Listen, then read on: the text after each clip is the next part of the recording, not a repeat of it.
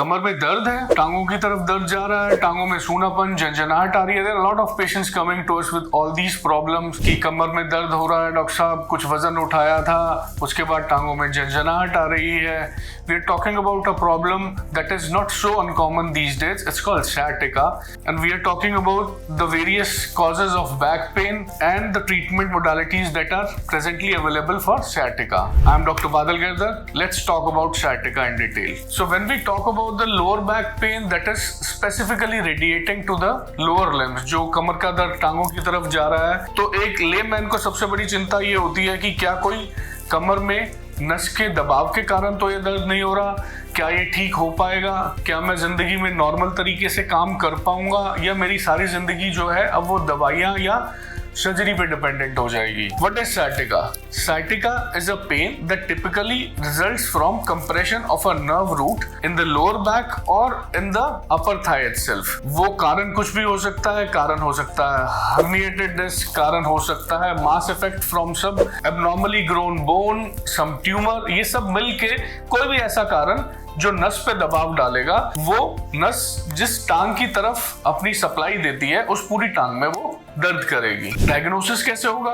Diagnosis होगा clinical examination से, radiological evaluation जिसमें एक्सरे सबसे कॉमन मोडालिटी है। उसके बेसिस पे आपका जो एक्सपीरियंस सर्जन या डॉक्टर है वो आपको हायर इन्वेस्टिगेशंस के लिए एडवाइस करेगा, दैट इज एमआरआई। बात करते हैं ट्रीटमेंट की, जो कि ये एक आम आदमी के मन में ऐसे बहुत से सवाल होते हैं कि जी हमें तो किसी ने कहा है कि इसकी सर्जरी नहीं करवानी चाहिए, हमने तो सुना है सर्जरी के बिना ठीक ही नहीं हो सकता, हमने तो सुना है मैं अपनी जिंदगी वापस नॉर्मल तरीके से कभी जी भी नहीं पाऊंगा।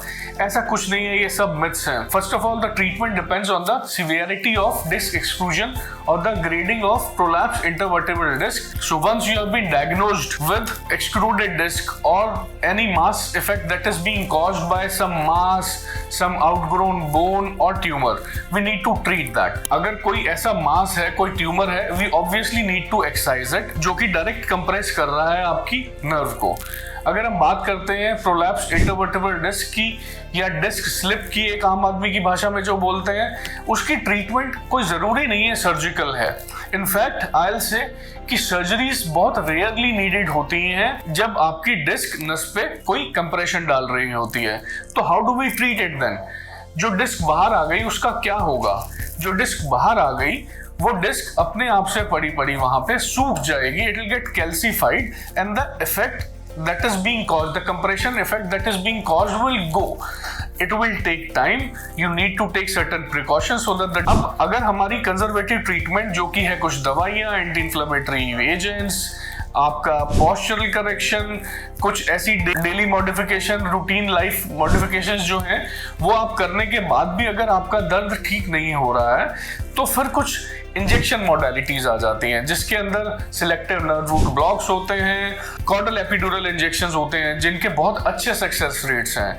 90% of the patient they get very good relief with caudal epidural injections. अगर ये सब करने के बाद भी हमारा दर्द बना हुआ है या कुछ ऐसी चीजें जिनको रेड फ्लैग साइंस कहते हैं, जो कि है आपके पंजे का नीचे बैठ जाना और एक्टिवली आप अपनी ताकत से उसको ऊपर नहीं उठा पा रहे हैं, आपका यूरिनरी कंट्रोल, पेशाब पर से कंट्रोल चले जाना, आपके एनल रीजन के आसपास सूनापन आना, या ट्रीटमेंट लेते हुए हमारी गाड़ी जो है वो नीचे गड्ढे में जा रही है, that means the effect that the surgeon and the patient were supposed to get with the medications that are being given, वो अच्छा होने की बजाय बुरा होता चला जा रहा है। ये सब एक रेड फ्लैग साइन है जब आपको सर्जरी कंसीडर करनी पड़ती है, क्योंकि अगर एक कॉन्टिन्यूअस कंप्रेशन जो कि नस पे है, नर्व रूट पे है, कॉर्ड पे है, अगर हम उसे रिलीव नहीं करते हैं तो कुछ ऐसे चेंजेस होते हैं जो कि बाद में ठीक नहीं हो पाते हैं और जो डैमेज वो कॉज करते हैं there will be permanent damage.